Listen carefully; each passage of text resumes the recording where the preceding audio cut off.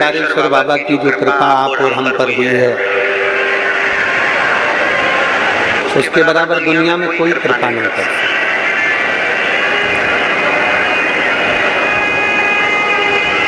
ये अनायासी कृपा है। अपन सोचते हैं ना तो कुछ विघ्न आ सकता है, पर बिना सोचे भी अगर कोई कार्य हो तो ये मानकर चलना कि कोई दूसरा करने वाला नहीं है, मेरा देवज्ञ महादेव करने वाला है। ये आशीष जी हैं, समीर जी हैं, शिवम जी हैं, सभी लोगों ने विचार किया, दुर्गेश जी हैं, चाहे समिति के सारे सदस्य भी हो, यश हो, सभी ने कि गुरु जी का जन्मदिन पिछले वर्ष सीहोर मनाया, भजन संध्या रखी, सब रखा। उन्होंने पूछा इस वर्ष क्या करना है? हमने कहा बस एक प्रयास करो कि किसी एक ज्योतिर्लिंग में बाबा की कथा हो जाए और बाबा उसको श्रवण करे। भगवान देवज्ञ महादेव की कथा ज्योतिर्लिंग में हो और बाबा उसको श्रवण करे, इससे बढ़कर दुनिया का कोई गिफ्ट नहीं हो सकता, इससे बढ़कर दुनिया का कोई आनंद नहीं हो सकता। और बाबा से प्रार्थना करना आप भी कि हमको ऐसी कृपा करना, ऐसी दया करना, 2-3 महीने में हमारा भंडार ऐसा भर देना मेरे बाबा कि जो गुरु पूर्णिमा की कथा सीहोर में हो तो उसमें हम भी यजमान बने और हम भी वहां पहुंचे। जब गुरु पूर्णिमा महोत्सव सीहोर में हो तो हम गुरु पूर्णिमा उत्सव पर सीहोर पहुंचे और बाबा की कृपा हमारे ऊपर और हम यजमान पद ग्रहण करें उस कथा का कुबेरेश्वर बाबा की इस धरा, कुबेरेश्वर बाबा की उस भूमि का जो 12 ज्योतिर्लिंग के मध्य बिंदु है, ऐसी पवित्र बिंदु का, ऐसी पवित्र भूमि का हम भी यजमान करते हैं। और तेरी कृपा बिना नहीं एक भी लेते श्वास की कृपा से बखान क्या करूं रातों के चपटी खजाना गंगाधार मुक्ति ओंकार भोले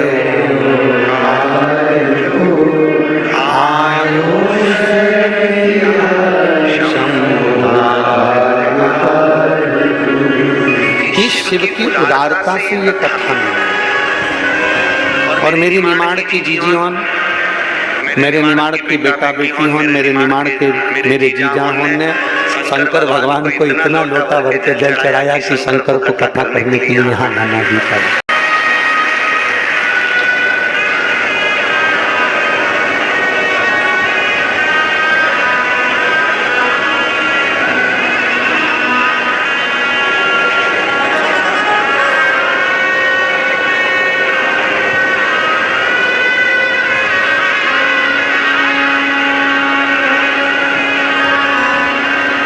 एक बार हम जब खरगोन में कथा करने के लिए आए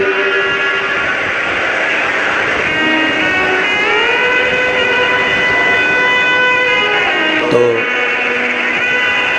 अब निमाड़ का व्यक्ति तो बड़ा सरल और सहज होता है, उसको बोलने में, और जो बोल देता है ना मुंडा पे सत्य बोल देता है, निमाड़ी होता है। अब हमारे साथ में बैठे थे एक भैया, उन्होंने वो जो हमको लेने के लिए खरगोन आए तो उनसे पूछ लिया। अब उनको मालूम था कि सबसे ज्यादा मिर्ची निमाड़ में होती है, तो उन्होंने प्रश्न कर लिया कि मिर्ची कहाँ लगती है? तो अब वो निमाड़ी तो था, तो तुरंत बोला अभी मैं 1-2 बोल दूंगा तब भी लग जाए। निमाड़ी तो निमाड़ी वो अपनी सहज भाषा में। अब जब तुझे मालूम है कि मिर्ची जमीन में लगे, भूमि में लगे और पौधा लगे, अब उसे पूछने की जरूरत है। तो ये तो निमाड़ की पवित्र भूमि है, जिस पवित्र भूमि पर माँ रेवा अठेलियां करती हुई ओंकारेश्वर के साथ आगे बढ़ती चली जाती है। ये वो पवित्र भूमि है। यहाँ का रहने वाला व्यक्ति शंकर की उपासना, भगवान शिव की अविरल भक्ति में डूबा रहता है।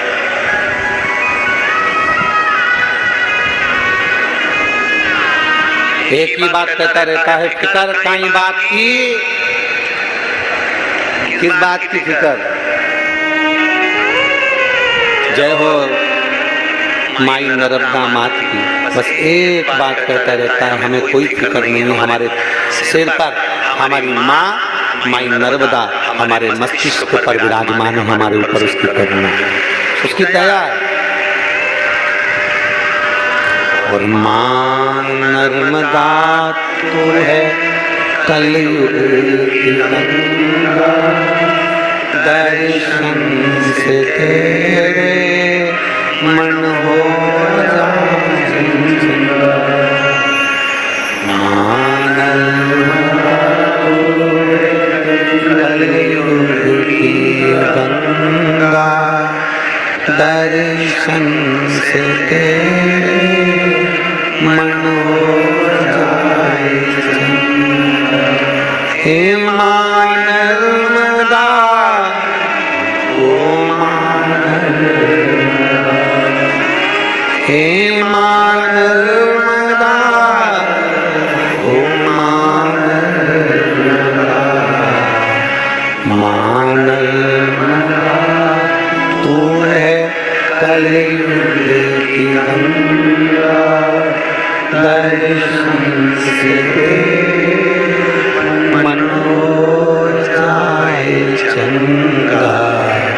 माँ नर्मदा तू है कलयुग की गंगा, दर्शन से मन हो जाए चंगा। ऐसी कृपा है माँ,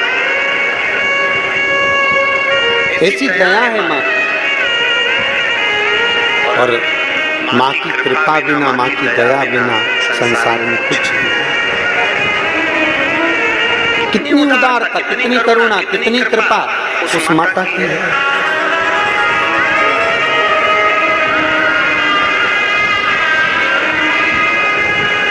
हमने कथा में कहा था, एक माँ और एक माला, दो कभी ना छूटे। हाथ से माला ना छूटे और घर से माँ ना छूटे।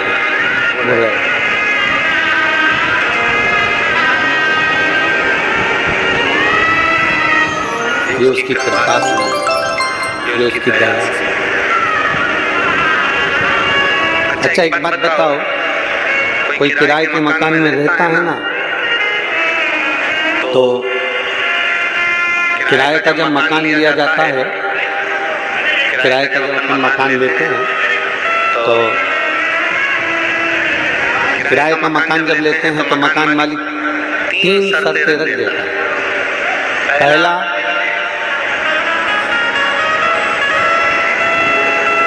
किराया समय पर देना पड़ेगा। दूसरा, मकान को साफ सफाई रखना पड़ेगा। और तीसरा, मैं जब बोलूं तब खाली करके जाना पड़ेगा। बोलो सही बात है कि गलत है? किराए का मकान जब हम लेते हैं तो किराए का मकान लेते समय मकान मालिक एक बात कर हमको भेजता है। 3 शर्तें मकान मालिक रखता है। पहला, किराया बोलते जाओ जम के, समय पर देना पड़ेगा। दूसरा, मकान की साफ सफाइयात रखना पड़ेगी। और तीसरा, जब मैं बोलूं तब मकान खाली, तभी मकान खाली करना।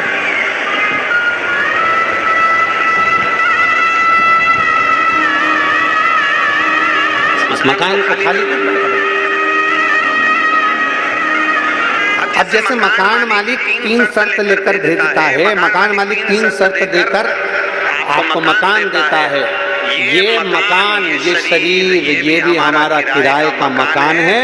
और उस परमात्मा ने 3 शर्त देकर भेजा है। पहला, इसका किराया भरना पड़ेगा। किराया क्या है? तो भगवान का भजन करना पड़ेगा, राम नाम, कृष्ण नाम, शिव नाम, भगवान का नाम जपना पड़ेगा, हर श्वास में किराया भरना पड़ेगा। दूसरे नंबर पर इस मकान को साफ रखना, अहंकार भीतर मत आने देना, काम भीतर मत आने देना, लोभ, तृष्णा, वासना, आसक्ति ये कुछ अंदर मत आने देना, अपने भीतर निंदा मत आने देना, अपने भीतर चुगली मत आने देना, अपने भीतर कोई बेकार, हमारे भीतर कोई वासना, कोई तृष्णा, कोई लोभ, कोई आसक्ति, कोई गाली, कोई अपशब्द हमारे भीतर मत आने देना। मकान साफ रखो।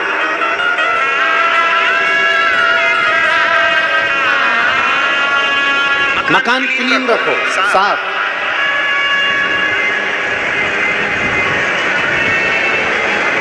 और तीसरे नंबर पर कहा कि एक काम करना, मकान मालिक ने कहा जब मैं कहूंगा तब मकान खाली करना पड़ेगा। उस परमात्मा ने भी कह दिया मैं चुटकी भर इशारा करूंगा और शरीर छोड़कर तुझे आना पड़ेगा। छोड़ना हमारा जाना। हे मन मुसाफिर निकलना पड़ेगा, काया बुटे खाए करना पड़ेगा। हे मन मुसाफिर निकलना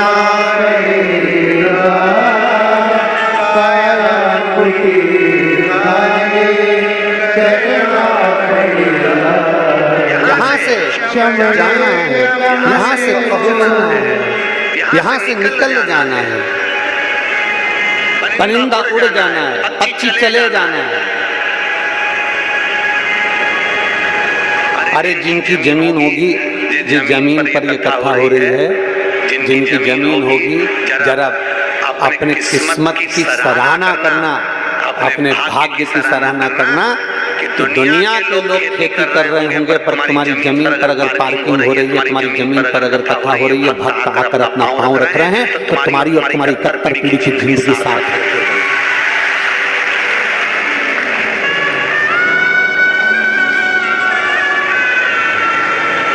सार्थक है तुम्हारा जीवन। कई गांव के लोगों ने अपनी अपनी जमीन छोड़ दी, यहाँ गाड़ियां खड़ी कर लो, यहाँ आ जाओ। कई माताओं से गांव के लोगों ने अपना बोर चालू कर दिया, पाइप लगा दिया, यहाँ पानी पियो, यहाँ नहाओ, कोई चिंता नहीं है, सब भोलेनाथ का, आप आराम से खाओ। और कई चीज की जरूरत होनी ना, तो गांव का व्यक्ति हाथ जोड़ के बोले कोई चीज की जरूरत है तुम्हारे बता देना, मैं सारी व्यवस्था कर दूंगा, चिंता ना करना। तुम कथा सुनने के लिए नहीं आए हो, मेरे ओमकारेश्वर बाबा के मेहमान बनकर कथा सुनने आए। वहाँ कथा सुनने नहीं, कहीं पर भी कथा होगी वहां जजमान कथा कराता है, पर किसी भी ज्योतिर्लिंग में जब कथा होती है तो वहां यजमान कथा नहीं कराता, वहां का भगवान कथा करवाता है, स्वयं देवदेव महादेव कथा करवाता है। उसके तेरी कृपा बिना नहीं